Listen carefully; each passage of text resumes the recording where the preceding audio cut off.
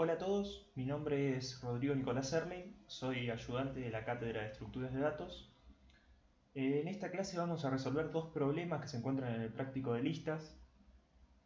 El enunciado del primer problema nos dice: escriba un método en Java que reciba por parámetro dos listas L1 y L2 y retorne verdadero si L1 está compuesta por los elementos de L2 en el mismo orden seguidos de los elementos de L2 en orden inverso. Miremos algunos ejemplos. En este ejemplo podemos ver que L1 está compuesto por los elementos de L2 en el mismo orden, seguido de los elementos de L2 en orden inverso.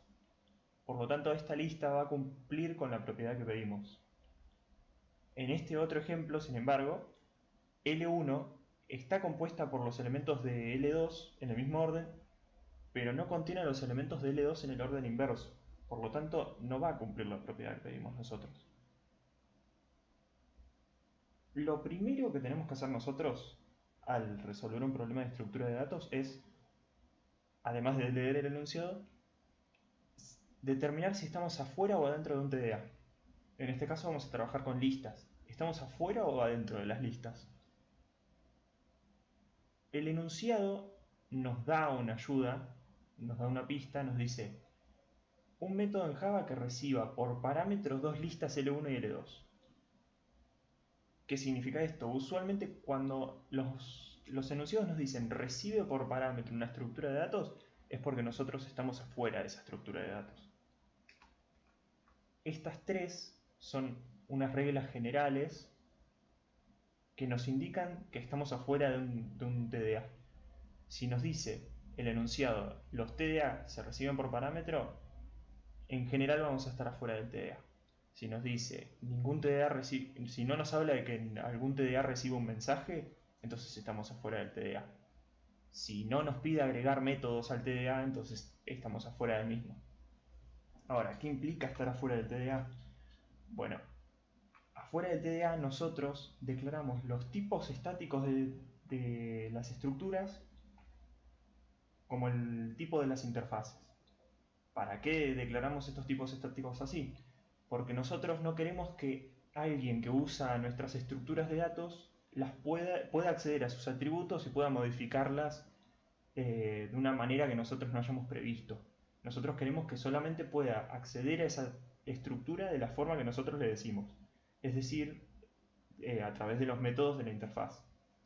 Solamente podemos acceder al TDA con los métodos provistos por la interfaz. Esto es muy importante. Si nosotros estamos afuera del TDA, sí o sí tenemos que usar los métodos. Nunca podemos acceder a un atributo. Ahora vamos a intentar resolver el problema usando una especie de traza.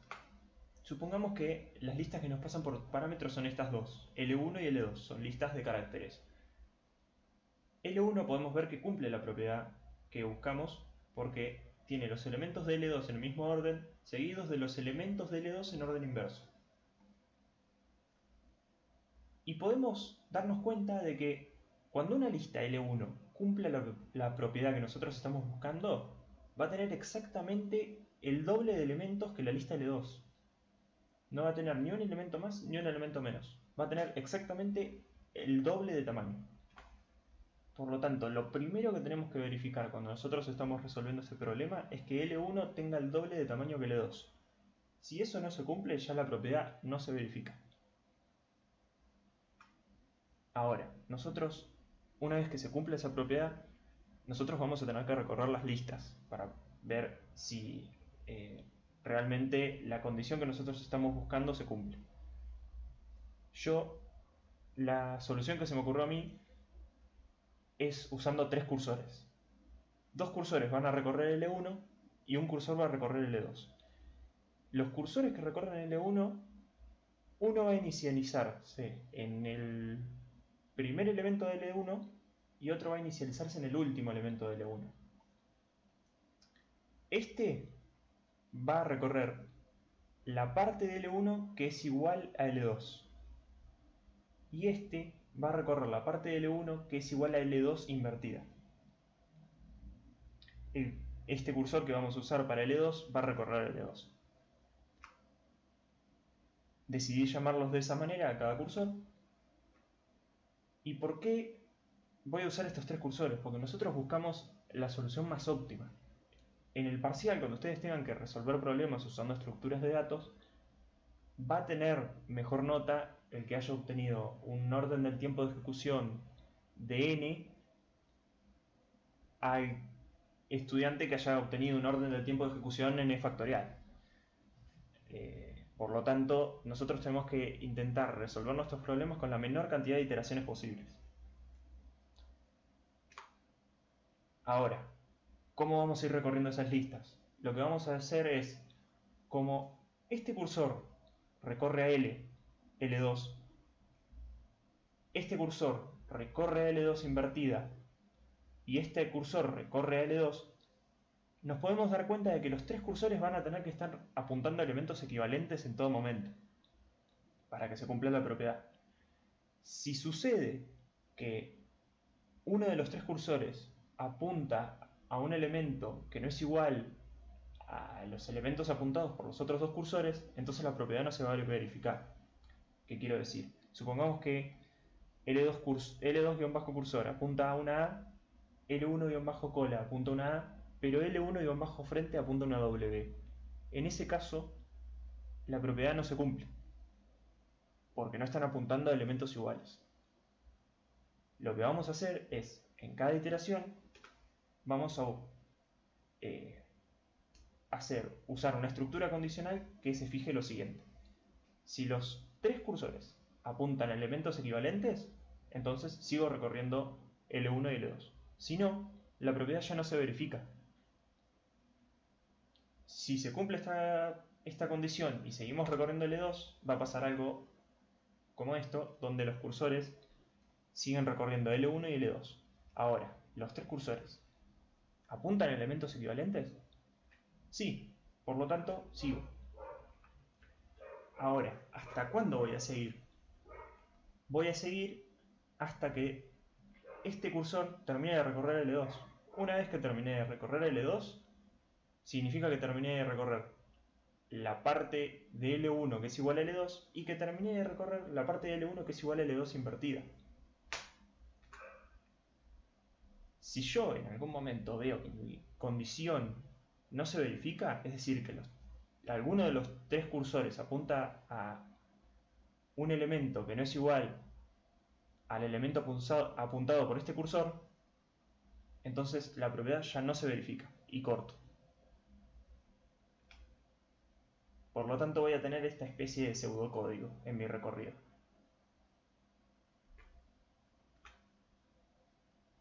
Cuando yo llego al último elemento de L2 y ya verifiqué que la propiedad se cumple, es una decisión de diseño mía, voy a hacer que este cursor apunte un nulo. Que apunte un nulo va a implicar que yo ya terminé de hacer mi recorrido. Yo ya recorrí todos los elementos de L2. Por lo tanto, nosotros vamos a tener este pseudocódigo. Después de todo el proceso que hicimos recién, vamos a tener los tres cursores que se inicializan, vamos a tener esta variable, este dato booleano que guarda si la condición que estamos buscando se está cumpliendo o no, esta estructura condicional que verifica que L1 sea del doble de tamaño que L2 y si no se cumple, entonces la condición no se cumple. Y este es el recorrido que nosotros estamos haciendo sobre las dos estructuras de datos. Ahora, es tarea de ustedes implementar este pseudocódigo en Java. Y cualquier duda que tengan, nos preguntan. Ahora, resolvamos el segundo problema. El enunciado nos dice, agregue un método al TDA-lista que reciba por parámetro una lista L2 y retorne verdadero si la lista que recibe el mensaje está compuesta por los elementos de L2 en el mismo orden, seguidos de los elementos de L2 en orden inverso. Nosotros, si vemos bien el enunciado, podemos decir, bueno, si llamamos L1 a la lista que recibe el mensaje, entonces estamos resolviendo el mismo problema que teníamos antes. Nosotros tenemos una condición para verificar, es decir, si tenemos dos listas L1 y L2, L1 debe estar compuesta por los elementos de L2 en el mismo orden, seguidos de los elementos de L2 en orden inverso. Es la misma propiedad que buscamos verificar, solo que en este caso L1 nos dice que recibe un mensaje, no nos la pasan por parámetro.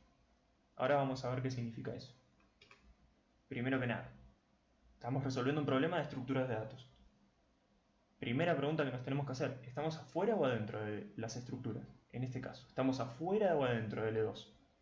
Bueno, L2 se recibe por parámetro. Como dijimos antes, en las reglas generales al principio del video, estamos afuera de L2. ¿Qué implica estar afuera de L2? Bueno, que L2 va a estar encapsulada y que solamente podemos trabajar con ella usando los métodos provistos por la interfaz. Ahora, ¿estamos afuera o adentro de L1? Bueno, el enunciado nos dice que L1 recibe un mensaje. Por lo tanto, vamos a estar adentro de L1. Estas son dos reglas generales que a veces nos pueden servir para saber si estamos adentro de una estructura de datos. Si nos dice que la estructura recibe un mensaje, estamos adentro de esa estructura.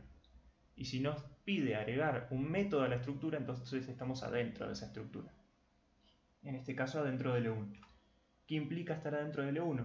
Bueno, que tenemos acceso a los atributos de L1. Tenemos acceso a las referencias que hay entre los nodos. Nosotros, al tener acceso a los atributos, podemos idear soluciones más óptimas. Pero una pregunta que surge seguido es, bueno, tenemos acceso a los atributos, pero ¿podríamos usar los métodos provistos por la interfaz igual? Sí, podrían usar los métodos provistos por la interfaz.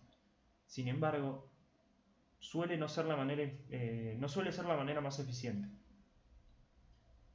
Además, hay un problema, que los métodos provistos por la interfaz van a propagar excepciones.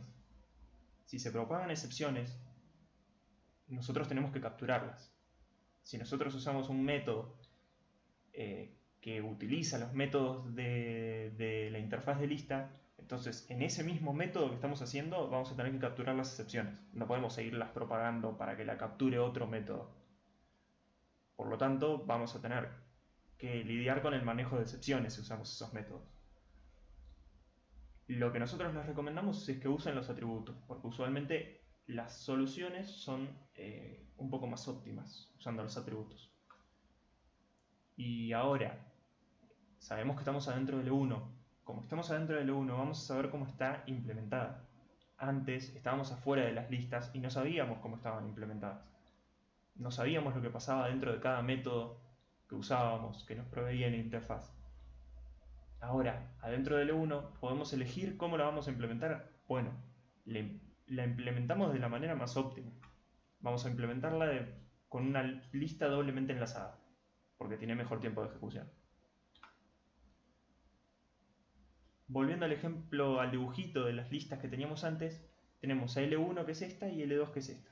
Vamos a seguir recorriendo las listas usando 3 cursores, pero en este caso, como tenemos acceso a los atributos de L1, ya de entrada vamos a inicializar los cursores de otra manera, porque tenemos acceso a los atributos. No necesariamente tenemos que usar L1.first y L1.last para acceder a los cursores. Podemos usar los atributos que son el header o el trailer. Fuera de el acceso a la estructura de datos L1, la forma de resolver el problema va a ser igual. Vamos a tener el mismo pseudocódigo que ideamos antes para el problema 1. Lo único que va a cambiar es la implementación en Java, que queda a cargo de ustedes. Si tienen alguna duda con las implementaciones en Java o con la explicación que acabo de dar, nos pueden preguntar.